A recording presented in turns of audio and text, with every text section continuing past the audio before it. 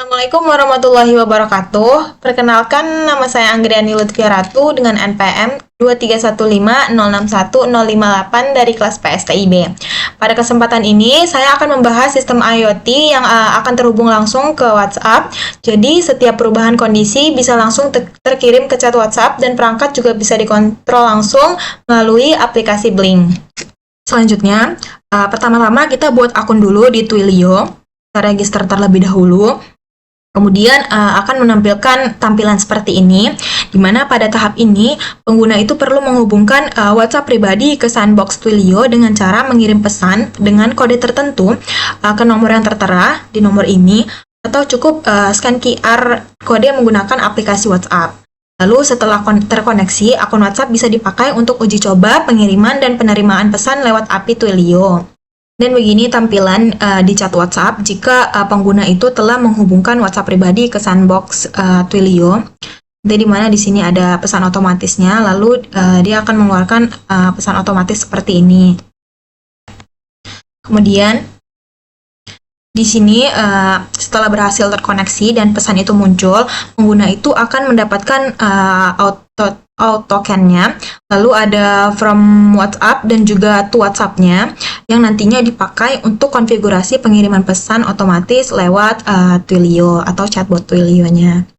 Pada baris ke-1 hingga ke-4, di sini mendefinisikan konfigurasi Blink, di mana terdapat template ID, nama template, token autentikasi, dan mengaktifkan serial debug agar Blink bisa menampilkan log di serial monitor.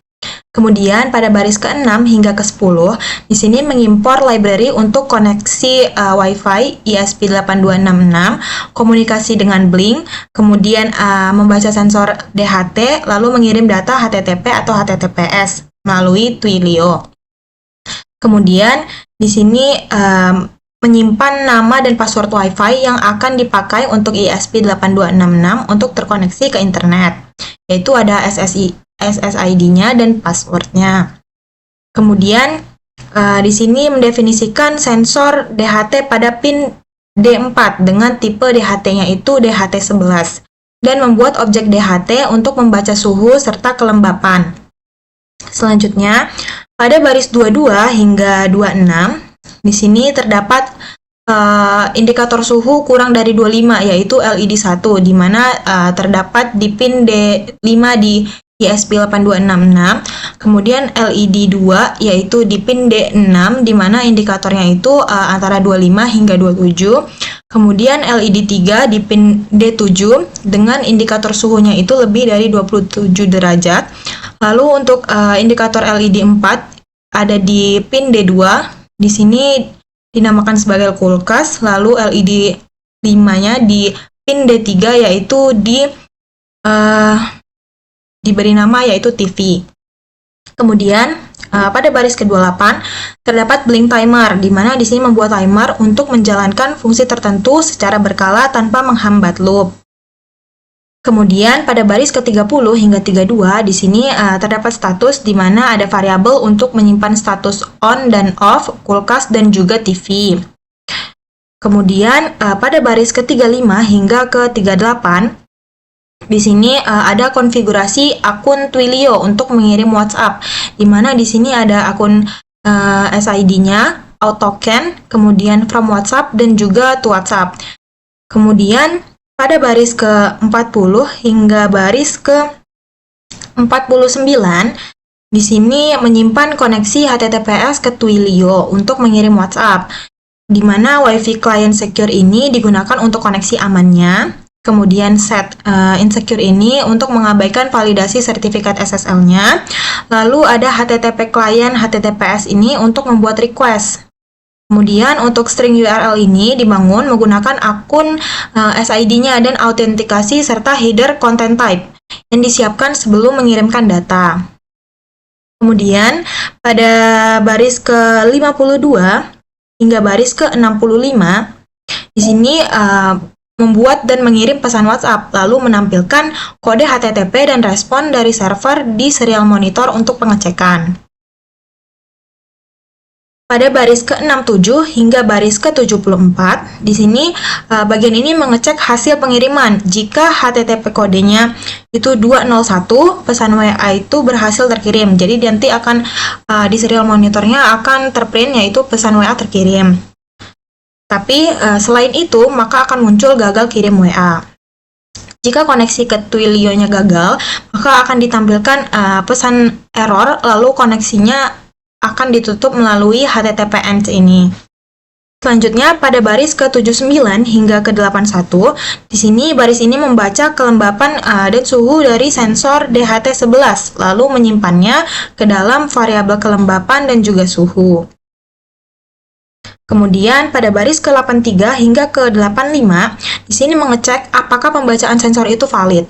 Jika suhu atau kelembapan itu bernilai none atau not a number, berarti sensor gagal membaca.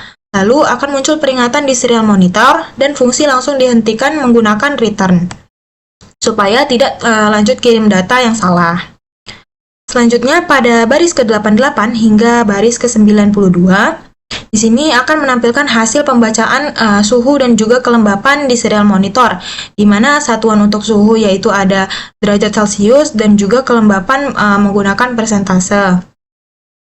Pada baris ke-95 hingga 96, jadi di sini mengirim nilai suhu ke virtual pin V0, lalu kelembapan ke virtual V4 di aplikasi Blink. Data ini ditampilkan dalam bentuk gauge dan juga label di aplikasi. Kemudian, pada baris ke-97 hingga baris ke-100, di sini mengirim data gabungan kayak suhu, kelembapan, status kulkas, dan juga status TV ke virtual pin V7 supaya tampil lebih ringkas di satu widget yang bernama label di Blink. Jadi pengguna ini bisa langsung tahu kondisi ruangan dan perangkat dalam satu label. Kemudian pada baris ke-103 hingga ke-109, di sini ada kondisi atau logika, di mana pada kondisi suhu kurang dari 25, sistem ini mengecek apakah suhu ruangan kurang dari 25. Dan jika benar, maka LED 1 itu akan dinyalakan, lalu LED 2 dan LED 3 mati. Selain LED fisiknya, aplikasi Blink ini juga ikut diperbarui dengan cara menyalakan LED virtualnya, di mana V1 itu kan LED 1, dia akan bernilai 1 yang artinya hidup, kemudian V2 dan V3 bernilai 0 yang artinya mati. Selanjutnya, pada baris ke-110 hingga 116, yaitu kondisi ini sistem mengecek apakah suhu itu berada di rentang 25 dan juga 27. Jika benar, maka LED 2 yang akan dinyalakan, LED 1 dan LED 3-nya mati. Begitu juga untuk virtual pin-nya, di mana V2-nya ini 1 yang artinya hidup, lalu V1 dan V3-nya 0 yang artinya mati. Selanjutnya, pada baris ke-117 hingga ke-123, di sini jika suhu lebih dari 27, maka LED 3 akan menyala. Di sini LED 3-nya high, dan LED 1, 2 itu low yang artinya mati. Kemudian untuk di aplikasi Blink-nya juga, yaitu di virtual pin-nya, V3 yang memiliki nilai 1 yang artinya hidup, kemudian V1 dan V2 bernilai 0 yang artinya low atau mati. Kemudian pada baris ke-126 hingga ke-131, di sini membuat isi pesan WhatsApp yang nantinya akan terkirim ke WhatsApp, yaitu berisi suhu, pesan kelembapan, pesan kulkas, dan juga pesan TV. Kemudian pada baris ke-133 hingga ke-137, agar tidak terlalu sering spam di chatbotnya, jadi pesan WhatsApp ini hanya dikirim 1 kali per menit menggunakan fungsi millis, yaitu untuk menghitung jeda waktunya. Selanjutnya, pada baris ke-141 hingga baris ke-146, di sini ada kontrol kulkas, yaitu berada di pin V5. Jadi saat pengguna itu menekan tombol atau switch di virtual pin V5 di aplikasi Blink, nilai value-nya akan dibaca. Nilai ini disimpan di status kulkas dan digunakan untuk menyalakan atau mematikan LED 4 sebagai indikator fisiknya. Lalu serial monitor ini akan menampilkan kulkas on jika value-nya sama dengan 1, atau kulkas off jika value-nya sama dengan 0, sehingga bisa memantau kulkas itu secara real time. Kemudian, sama seperti pada baris ke-149 hingga baris 154, di mana di sini kontrol TV itu ada di virtual pin 6, di mana tombol atau switch-nya di virtual pin V6 mengontrol TV, lalu nilai yang diterima disimpan di dalam status TV. Lalu LED 5 menyala atau mati sesuai nilai dan serial monitor itu akan menampilkan TV on atau juga TV off. Kemudian pada baris 157 hingga baris ke 165 di sini terdapat setup yang mengaktifkan serial monitor mulai yaitu dengan terdapat baud rate-nya yaitu 115.200. Kemudian ada memulai DHT11 lalu mengatur LED-nya sebagai output dan menghubungkan ISP ke Blink. Lalu pada baris ke 168, jadi di sini baris ini menjalankan fungsi sensor secara otomatis setiap 2 detik menggunakan timer. Lalu yang terakhir yaitu di baris 172 hingga baris 174. Jadi loop ini akan menjalankan blink dan timer terus-menerus agar sensor terbaca dan perangkat bisa dikontrol secara real time. Lalu di sini terdapat tampilan dashboard dari Blink konsol yang menampilkan LED 1, LED 2, dan LED 3. Lalu ada indikator LED untuk TV dan juga indikator LED untuk kulkas. Lalu ada widget monitoring suhu dan juga kelembapan, di mana di sini suhu menggunakan satuan derajat Celcius dan kelembapan menggunakan persentase. Lalu di sini tersedia kontrol perangkat TV dan kulkas menggunakan switch on dan juga off. Lalu terakhir terdapat label, di mana di sini akan merangkum semua data mulai dari data suhu, data kelembapan, nyala on atau off dari kulkas ataupun TV. Jadi dengan ini dashboard ini bisa dipakai untuk memantau kondisi ruangan sekaligus mengontrol perangkat itu secara langsung. Lalu di sini saya akan menjalankan program menggunakan di mana di sini boardnya Node MCU, kemudian portnya kita pilih. Klik OK, lalu di upload, compile. Jika sudah berhasil seperti ini, kita bisa lihat di serial monitornya, mana suhunya 23,3 derajat Celcius dan kelembapannya 61. Ini kita lihat di blinknya untuk mengontrol untuk TV dan juga kulkas. Di sini untuk suhu karena dia di bawah 25 yaitu 23, maka LED 1 yang akan menyala. Ini kita coba untuk menghidupkan indikator TV. Dan di sini untuk TV-nya menyala.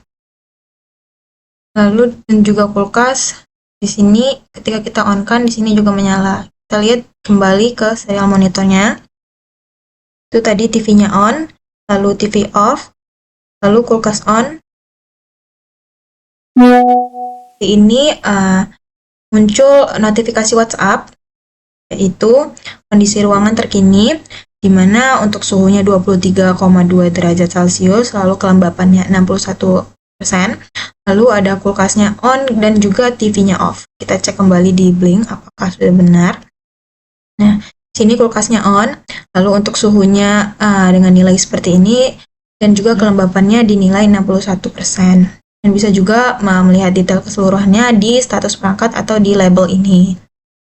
Selanjutnya di sini masuk pesan baru lagi, itu kondisi ruangan terkininya, mana masih sama, yaitu dia akan mengirim kondisi terkini dengan waktu 1 menit sekali, dari 10.45 ke 10.46. Nanti akan muncul di 10.47 untuk kondisi ruangan terkininya. Jadi pada aplikasi Blinknya di sini suhunya ada di 24 derajat Celcius, di mana itu kurang dari 25, yaitu LED 1 akan hidup. Di sini untuk LED 1-nya hidup. Kemudian di sini kita akan mencoba untuk mengontrol untuk TV dan juga kulkasnya. Kita on yaitu untuk TV. Di sini TV berwarna merah, hidup karena kita telah menghidupkannya. Kemudian kalau kita mau menghidupkan untuk kulkas, di sini itu biru untuk kulkasnya. Misalnya kita ingin mematikan TV-nya, tersisa LED biru. Lalu di sini kita matikan kembali untuk kulkas dan dia akan mati seperti ini. Lalu untuk label perangkatnya bisa dilihat di sini, untuk kulkas itu off dan juga TV itu off. Dan juga di sini untuk indikatornya yaitu sama-sama off. Sekian dari saya, mohon maaf bila ada salah kata. Wassalamualaikum warahmatullahi wabarakatuh.